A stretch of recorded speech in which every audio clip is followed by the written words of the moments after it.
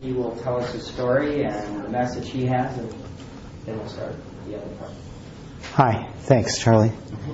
Good morning. Glad you all could be here. I've got some people who are curious as to what I have to say, not so much for the message as to whether they can actually follow what I'm saying, because when I first came here and met these folks, that was quite a task. So I'm taping this for them. If you want to yell something, don't identify yourself so we can protect your anonymity. Good morning. My name is Michael. I'm an alcoholic. I don't know, Charlie, is anxious, mad, sad, glad, afraid, ashamed? I'm feeling anxious right now, but I'm also very glad to be here. My therapeutic goal today was to share my story with you so that I can remember the places that I've been.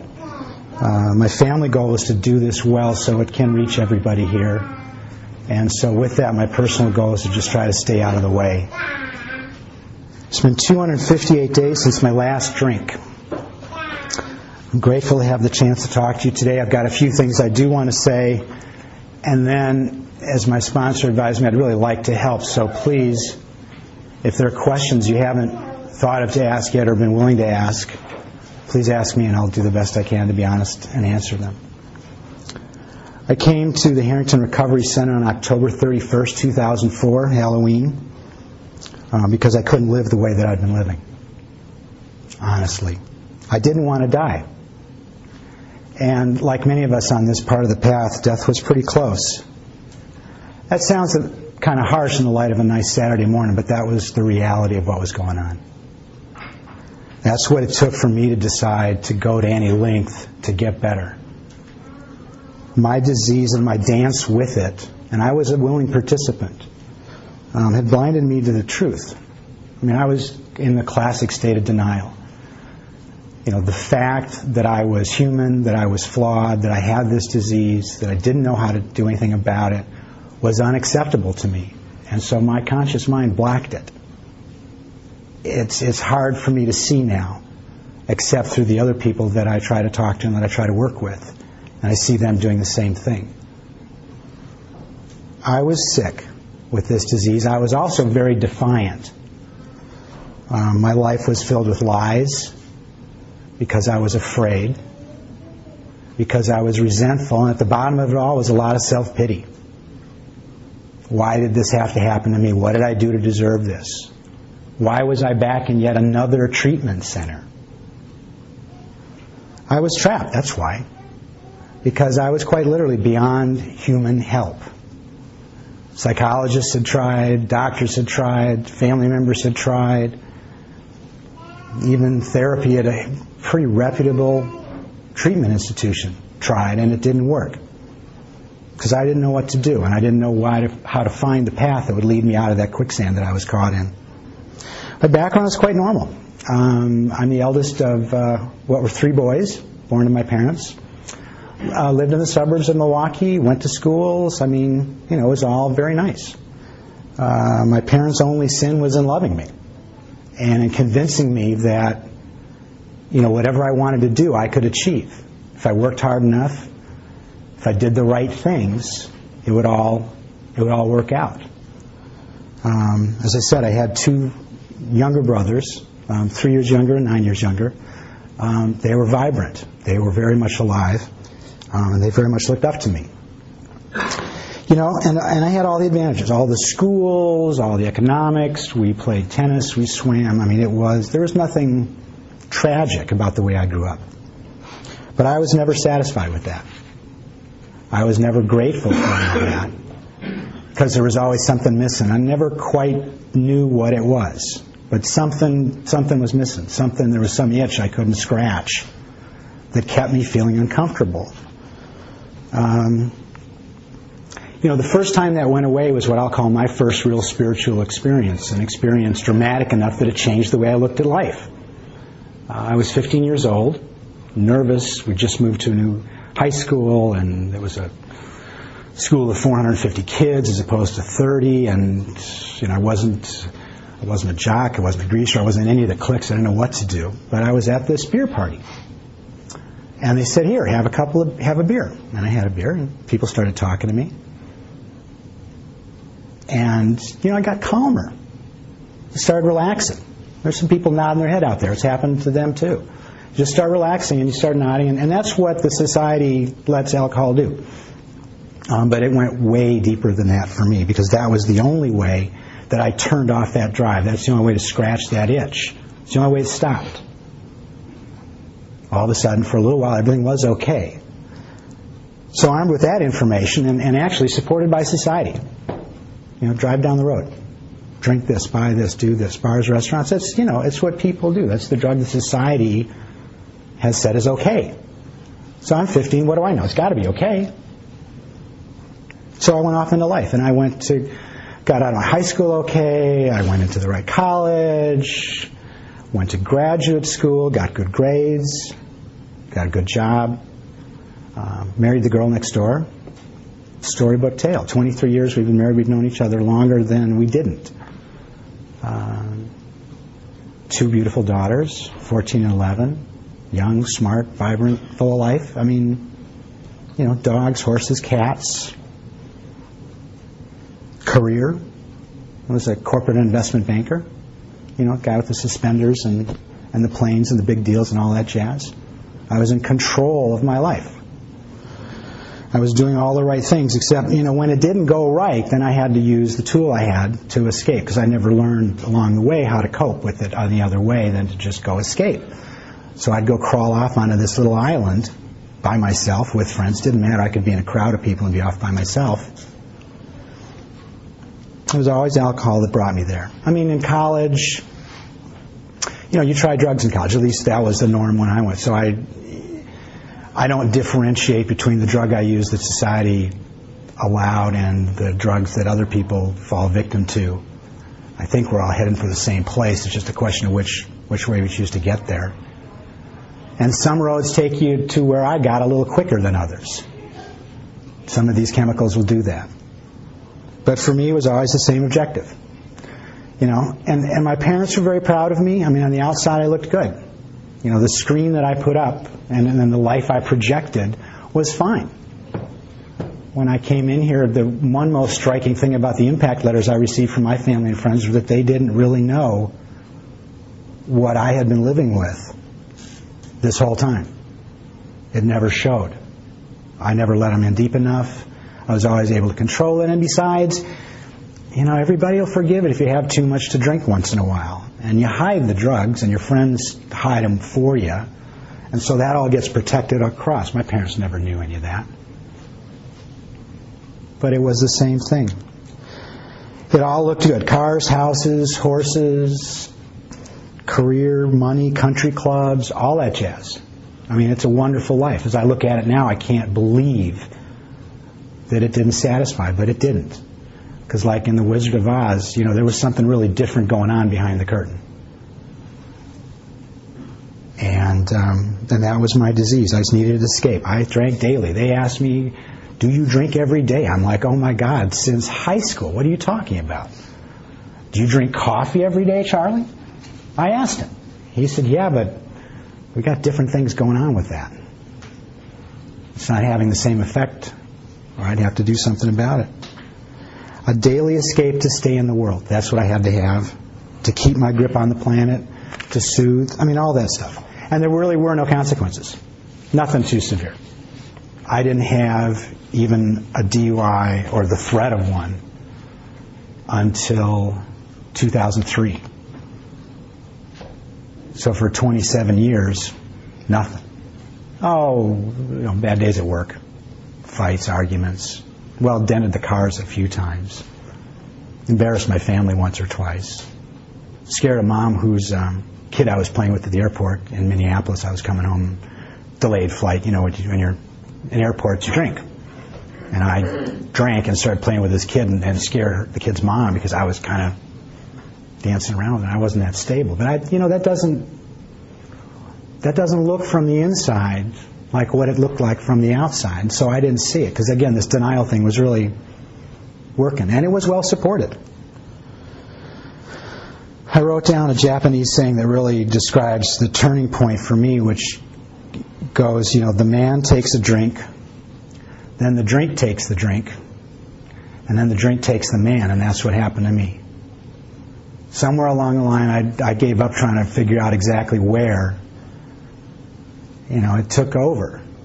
When this carefully constructed world that I'd used to say I'm okay cracked, I cratered. Because I'd always pointed to the job, and I'd always looked at the deals and the clients and my family and the money and all that stuff and said, I've got to be okay, because this is all here. Alcoholics don't look like this. Yeah, they do. I did. I don't know what role my disease and my behavior played in this, but it had some role. I just haven't taken the time to identify it.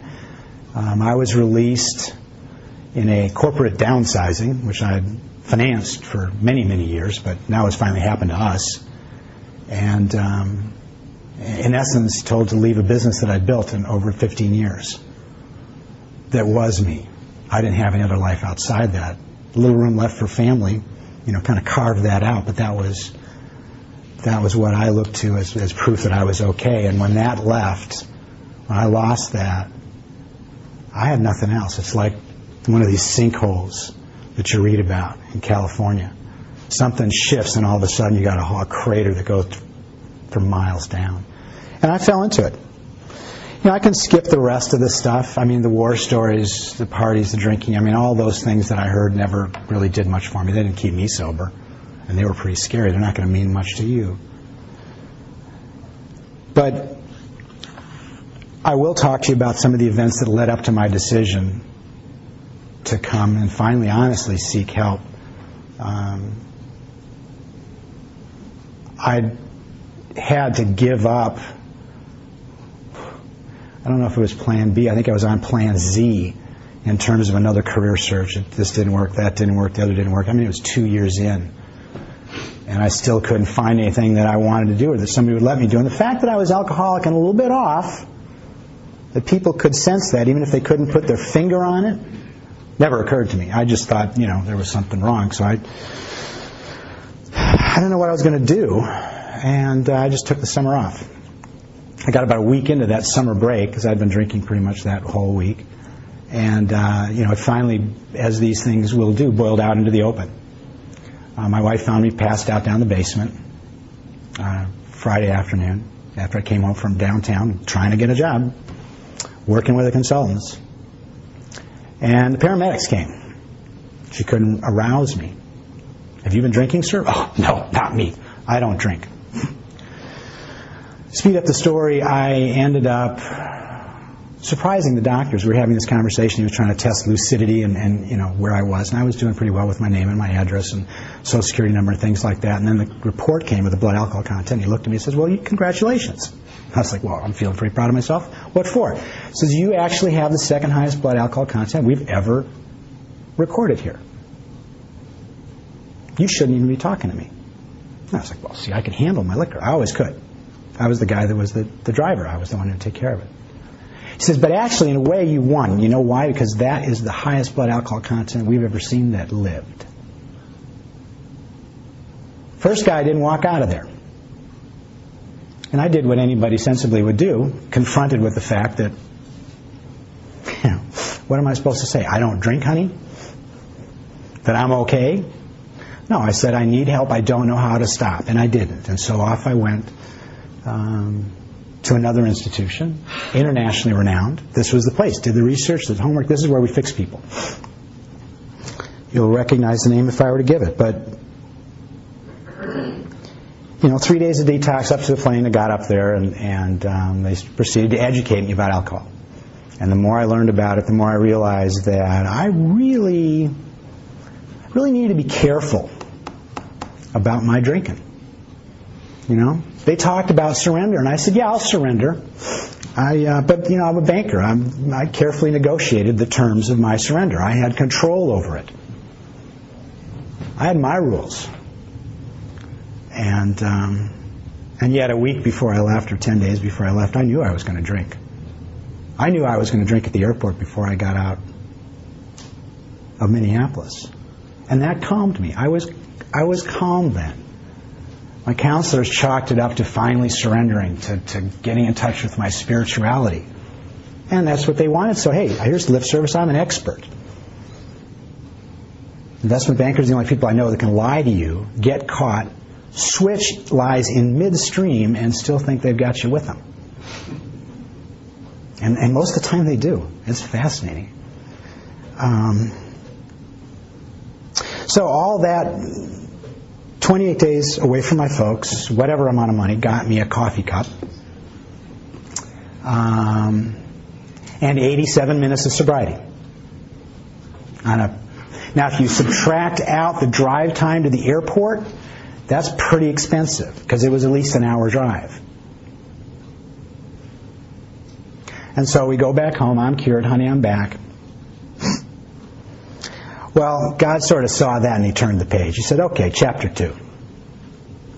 And I got back and I went to the people they recommend I go see, the AA people that I work with today. I get a lot of teasing about showing up for that first meeting and trying to stumble through how it works. And feeding pretzels, the kinds you get at the bar, the little ones that are wrapped in little cellophane deals, to their dog. You don't get those anywhere else. They don't sell those except at restaurant supplies. So everybody knew I'd been at the bar on the way over. Except me. Well, I knew I wasn't going to confess. Anyway, speed up that story. I went over .40 3 more times in the next week. I went through 3 detoxes in 7 days, so I was literally coming out and back in a 24-hour cycle. And real anger came out, because not only was I not supposed to drink anymore, not only had we gone through this whole thing about getting help, and for me to be gone 30 days from my family was incredible. That's never happened. I couldn't stop. And I couldn't let anybody see that. I mean, my wife found the bottles. Down in the attic, there's this sump pump thing, and it's got the ceiling, and I was just tossing by the end, that little half pints of plastic, just throwing them over the top. I'll clean them out later, because I'd lost track of, my normal process, which is you gather them and you drop them off in various dumpsters, so nobody knows you're drinking. Going out to a liquor store, this is Tuesday, this is Wednesday, so Thursday and Friday I'd mix up it so nobody would know. She found all those. It scared the hell out of her. She looked up and saw a sea of them. It was out in the open, and I couldn't do anything about it. I couldn't stop. My brother came up from Houston to try to help my family deal with this, to try to take care of the kids while, Susan tried to reach me somehow. And we ended up fighting and yelling. I mean, it was real anger, and it was unbridled, and it was the likes of which I'd never seen before, and hopefully I'll never see again. Well, I'll read you a little bit later about what brought me to the decision, but I woke up on the 17th of October in the Good Shepherd Hospital, and it was like Groundhog Day. Didn't I just leave here? I had the day before. And I had no idea what had happened. Literally. So it was the first decision there was to get help. My wife asked me to let her know what I was planning on doing, what my plan was, because if my decision was to keep drinking, she had to make her plans. And she also was curious to know where I was going to stay, because I wasn't coming home. And that day I spent talking to people and reaching out, and there wasn't anything anybody told me that gave me the impression there was anything else on the planet I should be doing but figuring out how to get better. We don't care what you do. Don't go home. Don't worry about your business. Don't worry about your job search. Don't worry about anything. Figure out how to get better and figure out where to go. Our horse trainer took me in. I cleaned stables and tack and took horses out for 2 weeks. Went to meetings and white-knuckled it through all that because I was scared to death. I wouldn't have made it very far on that, but that's how I made it through the first 2 weeks. That was my first set of decisions. Then I came up here and they explained to me how it works, really. I mean, I'd read it all that time, but I never understood it. And they told me that, you got to start with being honest. And one afternoon in desperation, I said, okay, I'm wandering around out by the fire pit and just kind of walking. I said, all right, I'll try it. And I went back that weekend to write up in my autobiography process. Did I even remember all the stuff I'd done? And all the pain that it cost and all the hurt. And the fact of the matter was, I spent all weekend doing it. When I talked to my wife about it Sunday night, she said, "You forgot this one. I think you misfiled that one." I couldn't do it. I had to have help to do that, and that was how that came forward. And then from then on, it really was a process, a series of little decisions. You know, they taught me in change management that if you just turn a little bit, one at a time, every day, eventually you'll move a great distance and go off in another direction. And that's what it took for me. The willingness to start, to be honest, and then just like 1 degree a day. But turning the decision over was the big part. Finally, there came another reminder of what really happens on the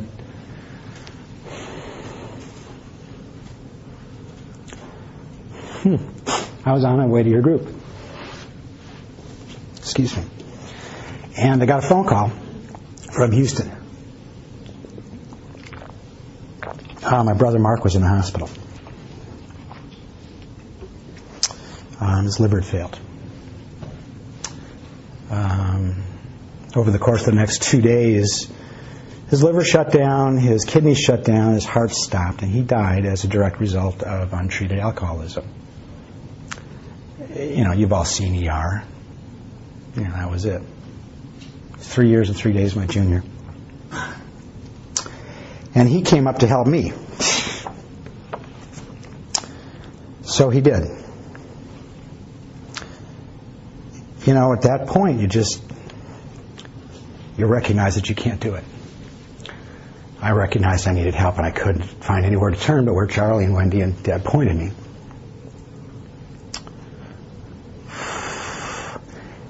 And I turned that decision of whether or not I could drink or not over to God and said, you know what? I hear you. I don't know what else you're going to do, but hit me next, and then it'll be too late. See, this point is clear. I was going to quit drinking. The defiance was going to be beaten out of me. The question was whether I was going to be alive at the end of it. And so I made the decision. And it stuck. I was back over a weekend and found a bottle of Rumple Mints hidden away in one of my little stashes that Susan had missed. And I sat there and I looked at it. Perfect situation, just enough to get a little high. Nobody was going to know. We were off to a party. I wasn't going back to Hazelden until the next day. There was no way anybody was going to catch me. And Wendy had talked to me about January 6th. And in the 24-hour book, this is the most important thing in my life, is not drinking. And I read that. And I'm like, yeah, that doesn't get me there. So I read January 7th, and it asked me the question, did I turn this decision over or not? And I didn't want to lose what I was enjoying, which was being on the path back to the world. So I took the bottle and I gave it to my wife and said, you need to dump this out. That was the last time I came close. That was the last time I came close. The work, honesty, accountability, letting go of that anchor that I was swimming with. I had all these things that I held on to that I had to have, that I had to control. And until I let go of those, I couldn't swim. They were dragging me down. You can always go back and pick that stuff up. For those of you here doing some work, just let them go. Check them at the door. You can always go back and select them later. It worked for me. The process, God put so many angels in my path, I can't even count them. These people here, I trusted them with my life. They delivered for me and my family. My sponsors, they know the way. They know the path. They've been there. I didn't. I already admitted that, and I turned that over, and step by step, I look back now, and I'm out of the quicksand. The quicksand is back there, and I'm not going back to it, because I don't have to. The spiritual steps they work you through, the 12 steps, will lead, they led me to God. And I found them in spite of myself. Step 1, honesty. Step 2, hope. Third step is faith. Fourth is courage. Boy, that took courage to write down and really look at what I was doing and why I was doing it. Fifth step, integrity. Taking that out, letting somebody see it. Willingness to change. Humility in the face of what I needed to change. Brotherly love. Fixing my relations with the world, with the people I'd harmed. Justice, making amends. perseverance. I mean, you got to keep going. I have to. Connecting spiritually and doing what I'm lucky to do today, which is give back a little bit and do some service. I mean, those 12 steps, that's it. That's the program. That's the blueprint. When all else fails, read the directions. And when I started reading the directions honestly and following it, it got better. You know, you take the drugs and alcohol out of somebody and you put God in his place, you can achieve some pretty interesting turnarounds. It doesn't have to be that bad, but you know, this is the real deal. This disease is the real deal. And people die from this. You know, there's only 3 outcomes. You're going to get locked up, you're going to get covered up, or you're going to get sobered up. And, you know, my experience is that that's true. My dad's mom died of alcoholism in 1990. She stepped off the balcony. My brother Jimmy died of alcoholism. My cousin Jimmy, excuse me. Just he'd been through something like 13 treatment centers and never got it. He always said, I can handle this. You go over to the Lake Club, Oconomowoc Lake Club, you'll see his name on the door next to the library on a plaque. That's what his father put there in his memory.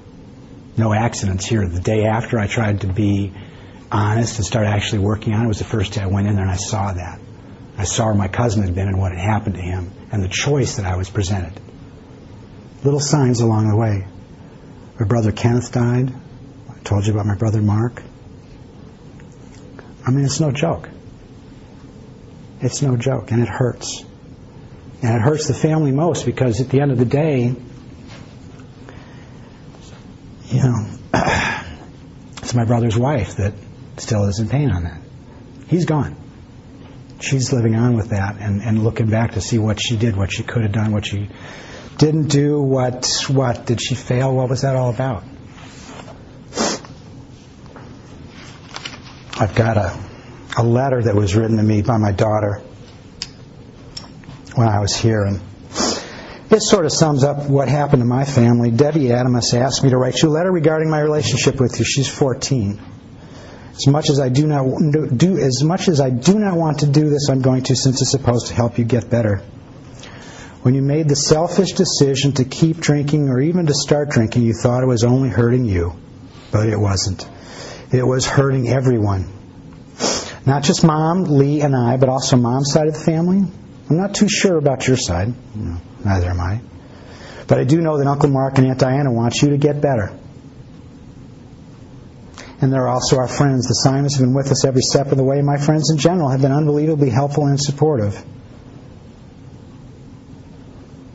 One of the things Mom suggested I write about is things I remember about your drinking and what you did while you were drinking. I didn't realize that you were drinking until that Thursday night when you passed out downstairs and I spent the weekend with the Simons. I thought you'd be okay after you went to treatment. A lot of people did, but not even a week after you got back, you started drinking again. A week! You've been away from your family for a month, promising them to get better, and you couldn't go a week without drinking. We spent a lot of time talking about that since. I don't know what else to do.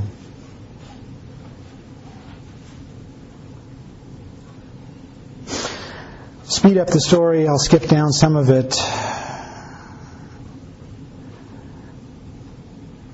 We got in the car and we went off to go pick up some things. I needed to buy some, a couple things at hardware store for things I'd broken that week and wanted to fix.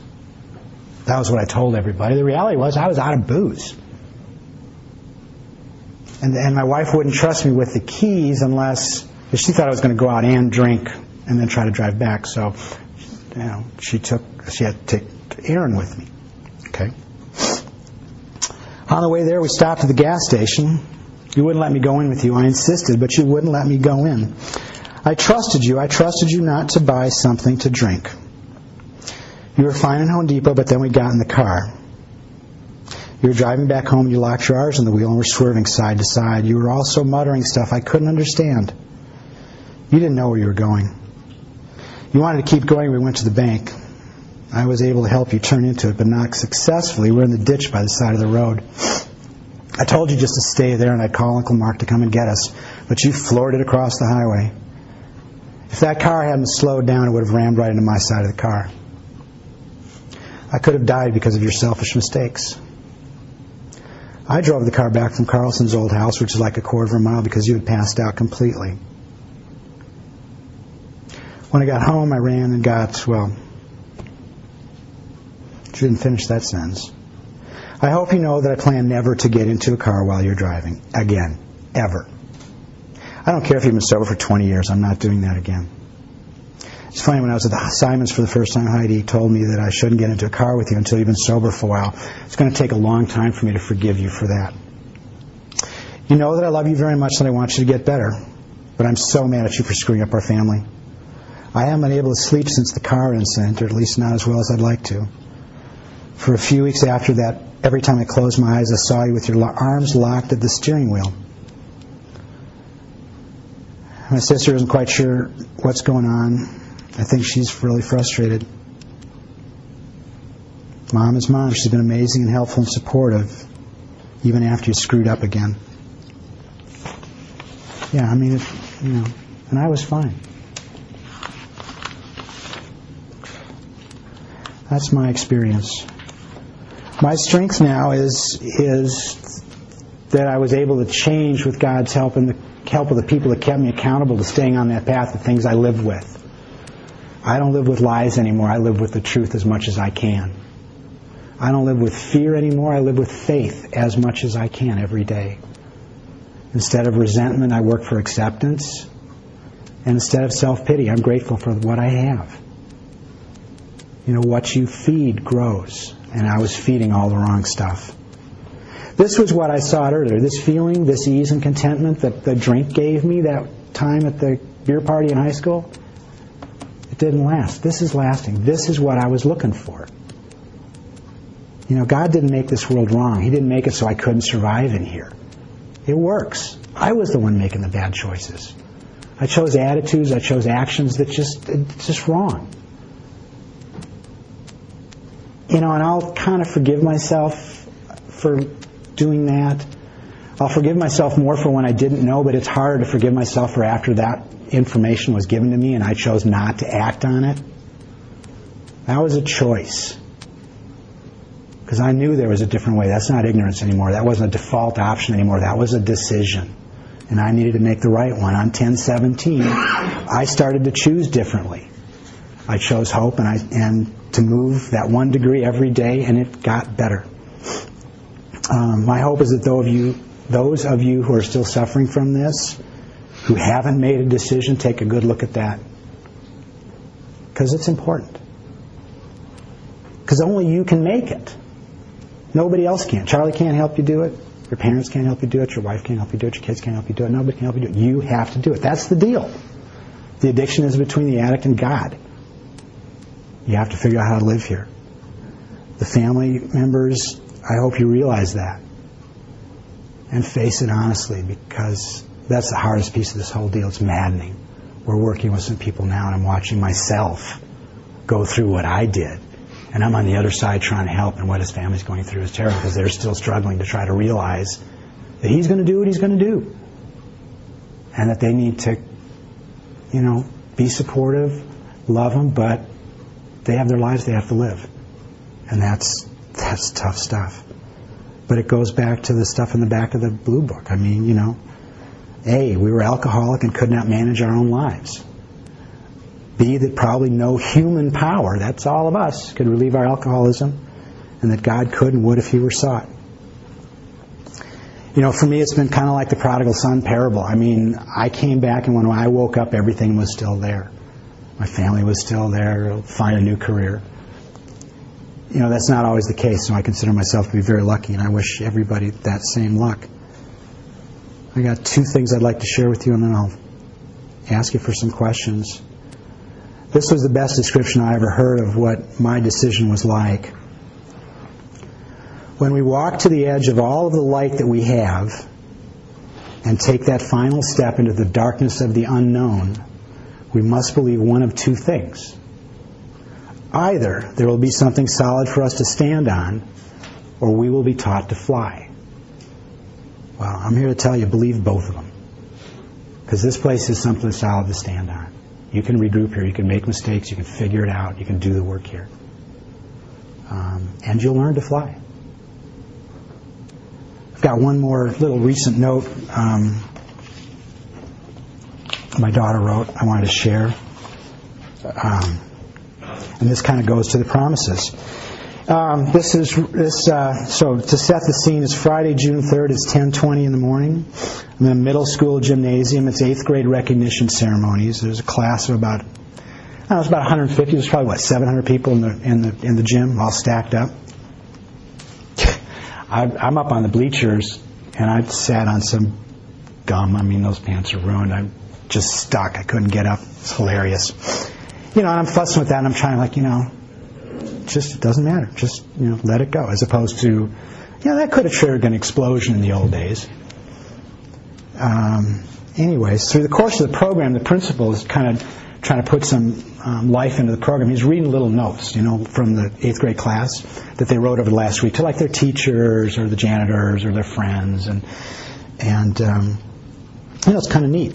And I'm kind of listening, and this comes over the loudspeaker. Dad, I'm glad you're here today. Excuse me.